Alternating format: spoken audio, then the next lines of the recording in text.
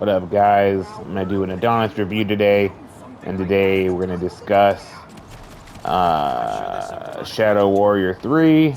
I'll try to be quick and precise with it. Sometimes I get distracted, um, but I'll kind of go into it. Um, Now, the first thing I have to say is, overall, I guess, just to begin, I'm pretty disappointed with what I got here, and that's pretty surprising. When I first saw the trailer for Shadow Warrior 3, I was super hyped. I was the type of guy who, I saw Shadow Warrior 2 a few years after, it came out, right? And I was like, oh, this game's old. I've never heard of the Shadow Warrior 2 game, but it's kind of old, but it looks like amazing. Like it looks fantastic, and for like it being like a 2015 game, I think I probably saw it like 2018, 2019. And I'm like, well, it looks great for that time frame. It looks like a game, of today's graphics. Like I'm excited, and I had a tough time finding Shadow Warriors 2 when it came out. But when I finally got it, finally found it in the store one day, and I was pretty hyped. I was like, oh, this game, and I liked it. And and the thing is, I feel like all the good, they took away kind of like a lot of the good from Shadow Warrior 2, and then didn't add anything good to it, which is hard to say. So I'll try to explain. So the first thing that kind of upset me is the graphics. So like I said, the thing that was really impressive about Shadow Warrior 2 was the fact that the graphics were amazing, and they were amazing for a game that was a few years old. And honestly, I feel like the game graphics haven't risen at all, which is the bummer. I feel like we're basically, I mean, I'd have to put it back in, but I feel like the graphics are essentially the same as they were in Shadow Warrior 2, which is a shame. I thought they were going to really kick the pants, and put that PS5 to the next level, which is also the second complaint, is that they don't even have a PS5 version of it. You can only buy a PS4 version of it. So that's kind of a bummer. Why would they, like their game that originally, at least in Shadow Warrior 2, for the previous game they had, their game that was I can't say it, notoriety, the notably, they had fame for the fact that it's amazing graphics that were ahead of its time. And now you look at it now, the graphics haven't really improved much since then, and that's a real bummer. They, like I said, the graphics are about the same. Possibly a slight bit better, but maybe even a bit smoother. And I was reading up about it, and said that a lot of it comes from the fact that it was they switched the engine, and they're using Unreal Engine 4 to play this one, which usually Unreal Engine is fantastic, and it's like with the standard of what most people typically use nowadays. So it's a shame seeing that they're using the Unreal Engine 4, and they're not, you apparently don't know it well enough to support what they're trying to do. But I digress. To kind of sum up the points I'm going to try to sum up today. The first thing that kind of upsets me is the graphics. For a game that's known for its great graphical input, it's really let me down. Second thing, the second game, Shadow Warrior 2, it's basically going to be a comparison from number 2 to this one, and the biggest differences. The Shadow Warriors 2 was an open world game, and like a looter shooter type game, so Borderlands 2 style type game. And while it never did both things great, right? It wasn't the best open world game, and it didn't do it fantastically. The looting wasn't the best either, and it didn't do that bad. The best I've ever seen either. But it did it into a way where I enjoyed it. I felt like I really got a bang for my buck, and it gave me, anywhere from 12 to 15 hours of gameplay. Just doing the kind of the straightforward side missions that you had, and this game clocks in, very very linear, no open world, at about 6 hours.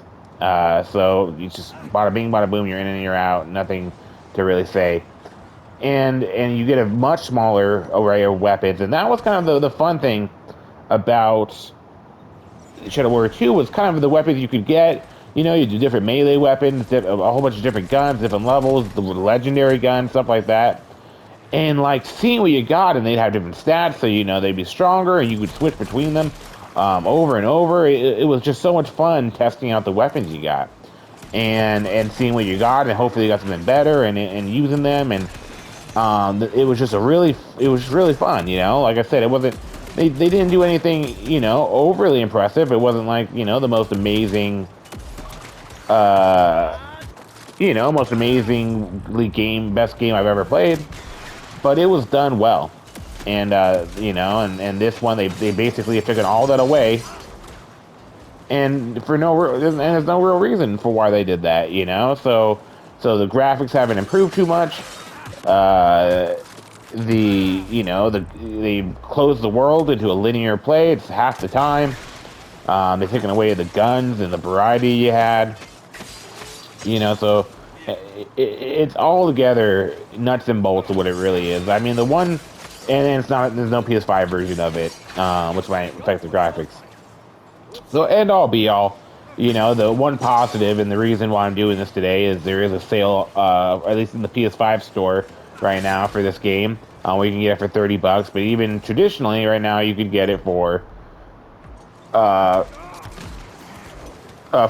I think, or maybe $50. It's either 40 or 50 normally. So, anyways, it's less than what it would be, right? What a normal brand new game costs, and now I see why it's less. They've proven to why it's less.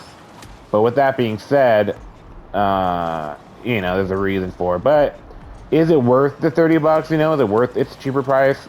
I mean, I'd say, I guess, it's true in a world where I'm completely, all my time is 100% taken with long games at 30 hours and more all the time. Every game I touch is longer than that usually. It's nice that I'll be able to beat this game in a day or two and call it. But with that being said, I would like to get more bang for my buck. That's always enjoyable to get more bang for your buck. So, I guess, it's up to you if you think it's worth it. But right now you can't get it on sale for $30, which is probably what I would say is the most you should pay for it. If you're gonna pay anything for it, pay $30. That's the most. I'd say this game's probably worth $15-20 is probably be a more fair representation of how much you probably should pay for the game. Just because it's taken so much. It really, like I said, it reminds me of Kenna, Bridge of Spirits. How I thought that game was going to be, beautifully made, and the graphics kind of underwhelmed me from what I was expecting. Again, it wasn't a terrible game, but the problem with them that was their first game, so I had nothing to really base it off of, But this one, they did Shadow Warriors 2. I enjoyed it and thought it gave, more than what I expected at the time. And this one kind of didn't even give me that. Didn't even give me at least what they had with, it under-delivered. So, if you've been wondering and thinking about buying it, and you're like, well, now it's on sale, it might be worth it now. Maybe it is worth it, but, take that and that's not what, if you like Shadow Warrior 2, it's not what you got in Shadow Warrior 2. It's not an open world. It's very linear, half the time. The graphics don't improve as much as you would hope they would. My God, these guys just fucking keep coming. You're not gonna get what you thought you're gonna, what you got in the other one. And if you can, but again, it might be worth playing, and it might be worth running through. And it's up to you.